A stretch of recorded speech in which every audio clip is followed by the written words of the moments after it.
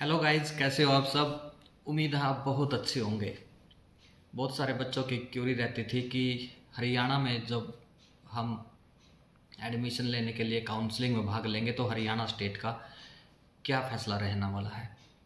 मैं आपको बताने वाला हूँ, सरकार ने बिल्कुल क्लियर कर दिया है गवर्नमेंट कॉलेज के लिए जो अब एमबीबीएस के जो दाखिले शुरू होने हैं, जो नए सत्र से पहले चिकित्सा शिक्षा एवं अनुसंधान जो निदेशालय ने मतलब आप गाइडलाइन जारी कर दी है कि पिछले 2 साल के बैच के विद्यार्थियों को बॉन्ड या फीस मतलब भरनी होगी, जो उन्होंने कोविड के टाइम पे लागू किया था। हरियाणा में अब एमबीबीएस डिग्री के लिए किसी भी सरकारी मेडिकल कॉलेज में दाखिला लेने के लिए बॉन्ड या फीस भरना बिल्कुल कंपलसरी है। जो विद्यार्थी बॉन्ड नहीं भरेंगे उनके दाखिले पर विचार ही नहीं किया जाएगा। इसके अलावा पिछले साल से सरकारी मतलब मेडिकल कॉलेजों में एमबीबीएस कर रहे विद्यार्थी ने जिन्होंने बॉन्ड नहीं या फीस नहीं भरी थी उनको भरने के बिल्कुल क्लियरली सरकार ने आदेश लागू कर दिया, उनको निर्देश दे दिए गए हैं। जो मेडिकल एजुकेशन एवं जो अनुसंधान निदेशालय था, जिसमें पंडित भगवत दयाल शर्मा जो स्वास्थ्य विश्वविद्यालय जो रोहतक के सभी सरकारी मेडिकल कॉलेजों को जो पत्र भेजकर बॉन्ड पॉलिसी को लागू करने के लिए बिल्कुल सख्त निर्देश दे दिए गए हैं। इसमें कहा गया कि 2022-23 में जो प्रदेश में सरकारी मेडिकल कॉलेजों में एमबीबीएस में दाखिला लेने के लिए जो कैंडिडेट हैं उन्हें पहले बॉन्ड भरना होगा। इसके अलावा जो 20-21 और 21-22 के विद्यार्थियों को भी पॉलिसी के अनुसार बॉन्ड या फीस भरने के लिए अब बिल्कुल कंपलसरी कर दिया गया है, उनको बाधित कर दिया गया है। दोस्तों, हरियाणा सरकार ने नवंबर 2020 में भी जो एमबीबीएस की फ़ीस थी उसको लेकर एक पॉलिसी जारी की थी। उस समय प्रदेश में कोरोना के मामले आने के चलते यह पॉलिसी सख्ती से लागू नहीं की गई थी। ऐसे में एमबीबीएस के विद्यार्थियों के दाखिले तो हो गए थे, लेकिन काफ़ी संख्या में विद्यार्थियों ने बॉन्ड नहीं भरे थे। इसको चिकित्सा शिक्षा एवं अनुसंधान निदेशालय ने गंभीरता से लिया था, क्योंकि हाल ही में नीट का परिणाम आया है और एमबीबीएस के लिए दाखिले अब शुरू होने वाले हैं। ये बॉन्ड जो है वो 2 तरह के होते हैं। सरकारी जो मेडिकल कॉलेज होते हैं जो एमबीबीएस के दाखिले के लिए विद्यार्थी जो बॉन्ड भरेंगे, एक तो होता है जो 5 लाख रुपए का होता है। अगर कोई विद्यार्थी बीच में पढ़ाई छोड़ देता है तो उसे यह राशि कॉलेज में जमा करानी होती है। और जो 10-10 लाख रुपए के हिसाब से 4 साल के लिए यानी कि 40 लाख रुपए का एक बॉन्ड है वो भरना होता है, जिस पे मतलब सरकार है जो उसका लोन करवा देती है 40 लाख रुपए का, और जो ब्याज है सरकार भरती है। इसके अलावा डॉक्टरों को वेतन और भत्ते भी लगाकर मिलते हैं। अगर कोई निजी नौकरी करता है तो उसे यह राशि जमा करानी होगी। गाइज, जो पहले जो डॉक्टर तैयार होते थे, यानी कि मान लो यही सोचो कि पहले जो फीस होती थी वो 4 लाख रुपए होती थी 2020 में जो पहले थी। तो जब ये नई नीति आई तो उसके तहत अब 4 साल का कोर्स 40 लाख रुपए में तैयार होता है, यानी कि 3,71,70,000 रुपये फीस के अलावा अब 36,28,000 रुपये का एक सरकार बैंक से लोन करवाती है।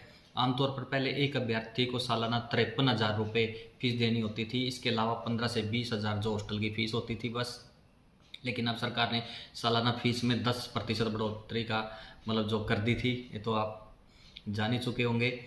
क्योंकि जो फीस का स्ट्रक्चर था वो पहले साल था वो 9 लाख मतलब 80,000, फिर 9,20,000, दूसरा साल 88,000, फिर 9,12,000, और जो तीसरा साल 96,800, फिर 9,03,200, और चौथा साल 1,06,480 यानी कि 8,93,520, और जो कुल है 3,71,280 जो फीस थी अब वो 36,28,720 रुपये हो गई है। और एक चीज़ और कि सरकार ने इस पूरी पॉलिसी में सरकारी नौकरी देने की गारंटी कहीं नहीं ली है। एमबीबीएस डिग्री के बाद जिसको सरकारी नौकरी नहीं मिली, जबकि वह नौकरी चाहता है, ऐसे डिग्री धारकों से बॉन्ड की राशि नहीं भरवानी चाहिए। दूसरा, इसमें गरीब और पिछड़ा वर्ग आए अव्वल विद्यार्थियों को दिक्कत का सामना करना पड़ेगा। अगर सरकार ने पॉलिसी में संशोधन नहीं किया पिछले 2 साल की तरह, इस बार भी अव्वल बच्चों के पास दूसरे राज्य की ओर रुख करने के अलावा कोई विकल्प नहीं है।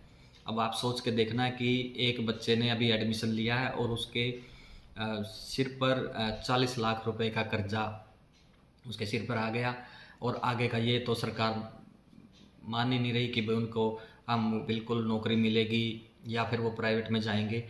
तो आपके पास 2 विकल्प हैं, या तो सरकारी नौकरी में जाकर वहाँ से आपका यह पूरा किया जाएगा, या फिर आप इसकी सारी फीस भरोगे।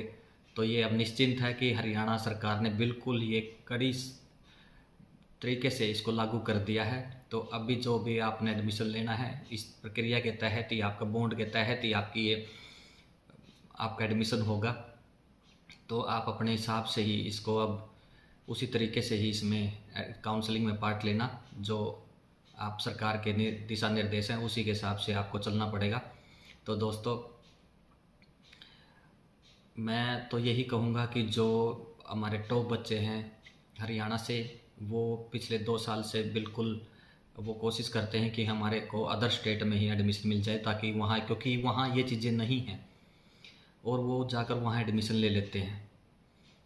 तो सरकार को इसके बारे में सोचना चाहिए, पहले की तरह ये पॉलिसी लागू करनी चाहिए, नहीं तो फिर वही 2 सालों वाली प्रक्रिया इस साल भी दोहराई जाएगी और बच्चे इधर उधर भटकते रहेंगे। जबकि हमारे पास यहाँ कितने अच्छे गवर्नमेंट कॉलेज हैं और उनके लिए वो बच्चे माइंड से ही पहले सोच के उनके के लिए तैयारी करते हैं। लेकिन सरकार की मर्जी है कि वो क्या करवाती है और क्या नहीं, क्योंकि उन्होंने अपनी पॉलिसी अब की बार सख्ती से लागू कर दी है। दोस्तों, तो कैसी लगी आपको इन्फॉर्मेशन? अब आपका बिल्कुल क्लियर कट हो गया होगा हरियाणा के जो गवर्नमेंट कॉलेज के लिए कि वहाँ क्या पॉलिसी होगी। तो दोस्तों, तो मैं अपने व्यूवर्स से एक बार फिर से आग्रह करूँगा कि इस चैनल को सब्सक्राइब कर दें, बेल आइकॉन की घंटी दबा दें और इसको शेयर करें, कमेंट करें। दोस्तों, फिर मिलते हैं किसी नए विषय पर। धन्यवाद।